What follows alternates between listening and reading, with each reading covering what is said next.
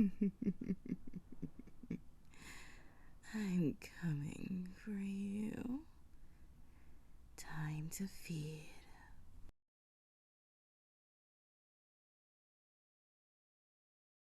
Warning: this reading contains subject matter that may be disturbing or distressing to many. Listener discretion is highly advised.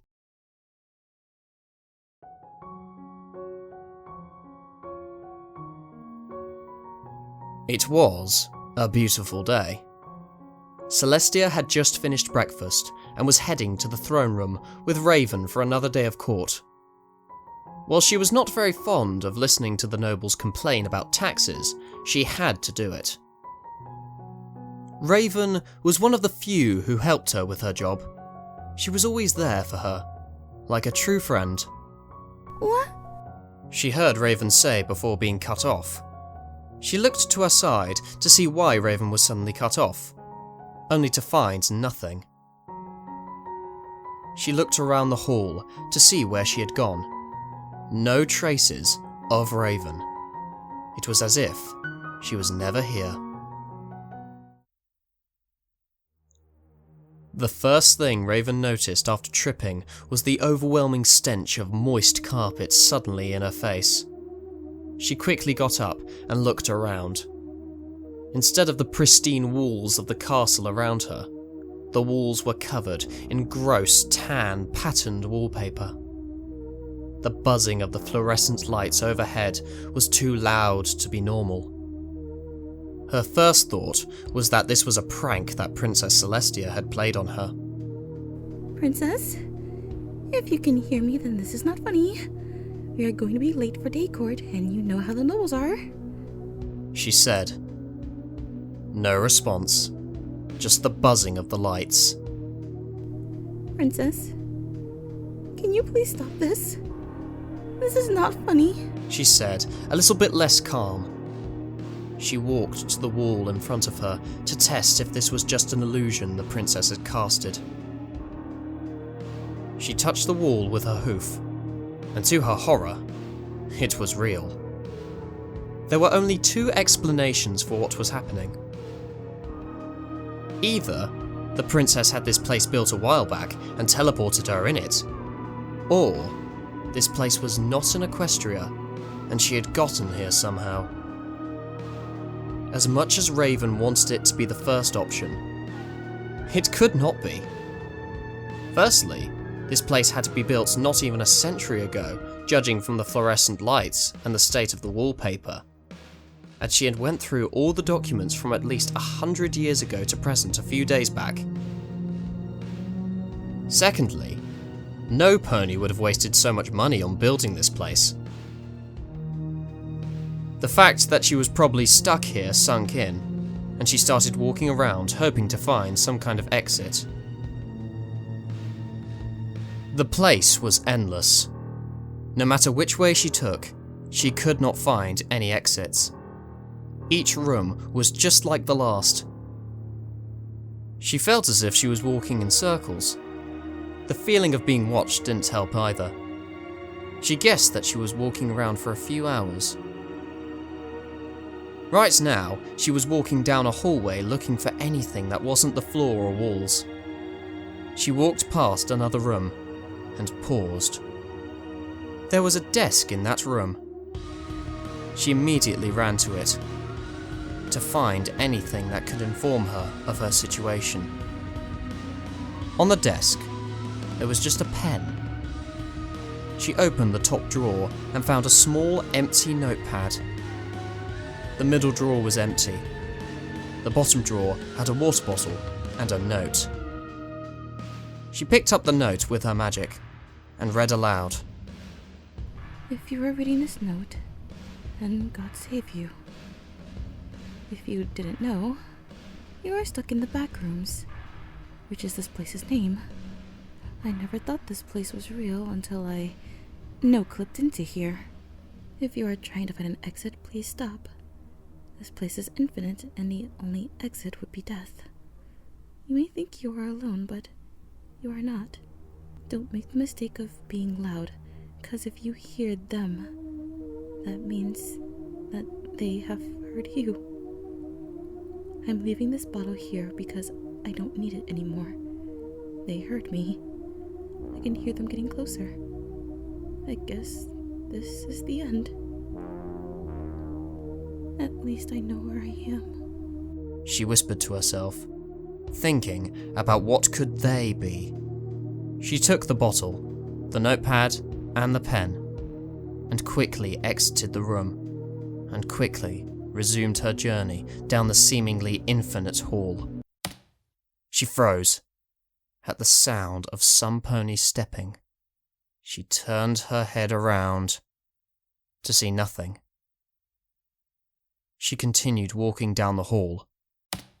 She looked back to check and saw nothing. She walked faster now. The steps were following her and getting closer. She started running when she heard a snarl behind her. No matter how fast she ran, it only got closer. She looked back and wished she didn't. A dark, dog-like creature was chasing her. She didn't look forward in time to see a fungus in her path. Raven tripped on the fungus, and that was all it took for the thing to catch her. It bit down on her left hind leg. Raven screamed in pain as she felt her hind leg being bitten and tugged violently. She charged up her horn and shot a blast at the thing. It let out a howl of pain before running away. Raven lay there for a few seconds, hoping this was just a nightmare. She looked back at her hind leg to check how damaged it was. Her leg was now a mess of blood, fur, and exposed muscle tissue, bent at an angle it wasn't supposed to. She slowly got up and started hobbling down the hall, leaving a trail of blood. If she didn't get help, then she surely would die.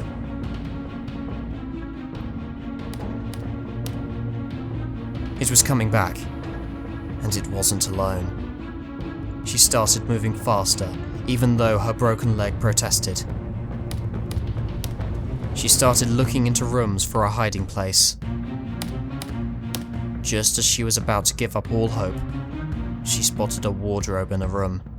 She quickly hobbled to it and opened it. She closed the door just as she heard something slam into the wardrobe. She shrieked as the wardrobe rocked, causing her leg to twinge in pain. The wardrobe suddenly fell forward, trapping her in. The things were trying to break through the back wall now. Raven was now shedding tears as she wondered about what she had done to deserve this. Blood was pooling underneath her as her leg bled more. She wiped her eyes and opened the notepad. She wrote down her experience of this place and drew a sketch of the thing through her blurry vision, hoping that if some pony found it, they would know what happened to her. She prepared herself for the pain as the wall was getting weaker. She thought about her life, her friends, and everything she would never be able to experience. Then the wall broke.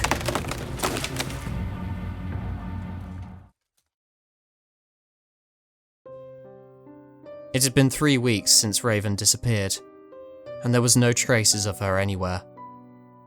The search for her eventually stopped, and life went on as normal. Except for Princess Celestia. Her work was about 5 times harder, but that didn't bother her. What bothered her was the fact that her friend had disappeared, possibly abducted, and she couldn't do anything about it. She had hoped that Raven would be found eventually, but that hope had died out at this point. She would never know what happened to one of her closest friends. Right now, she had finished raising the son and was walking to the dining hall for breakfast. She was too lost in her thoughts that she didn't notice her sister joining her. Sister, are you thinking about Raven? Yes. You should stop. All our attempts at finding her have failed. We can only hope that she is fine where she is. I know, but I can't. She was cut off as a tidal wave of magic passed over them. That came from the gardens! Luna shouted as they teleported to their location. They reappeared in the garden and quickly made their way to the location of the disturbance. They weren't very happy about what they saw. 3 royal guards who looked sick were inspecting a fallen wardrobe that had a puddle of blood under it. The side with the doors were facing to the sky, as if it was a coffin. A royal guard noticed them and quickly saluted and said, "Princess, we have found your assistant." Celestia figured it out quickly, and her eyes started getting wet. She walked to the wardrobe and prepared herself for what she was going to see. She pulled open the door and looked inside.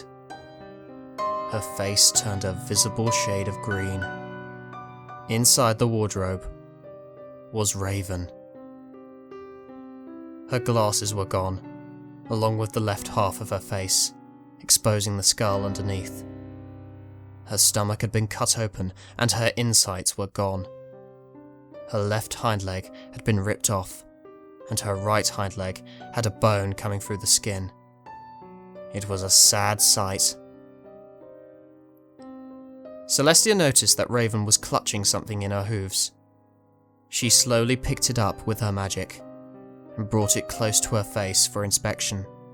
It was a note, stained with blood. She read it and cried. I am Raven Inkwell, and I'm going to die. I appeared in this place a few hours ago by unknown means, and decided to search for an exit. I didn't find an exit, but I found another note from some pony who came before me. I was warned about being too loud, but it was too late. It heard me and chased me. I managed to scare it off, but it came back with more numbers. As I wait for them to break through the wardrobe, I think of all of the regrets I have in my life. There is nothing I can do about my situation. No pony is here to help me. None of my friends know where I am and might never know what happened to me. What did I do to deserve this? Will I just be forgotten by the world? Will any pony find me? At this point, I can't be sure. I just hope that no pony else ever stumbles into the Backrooms. Ever.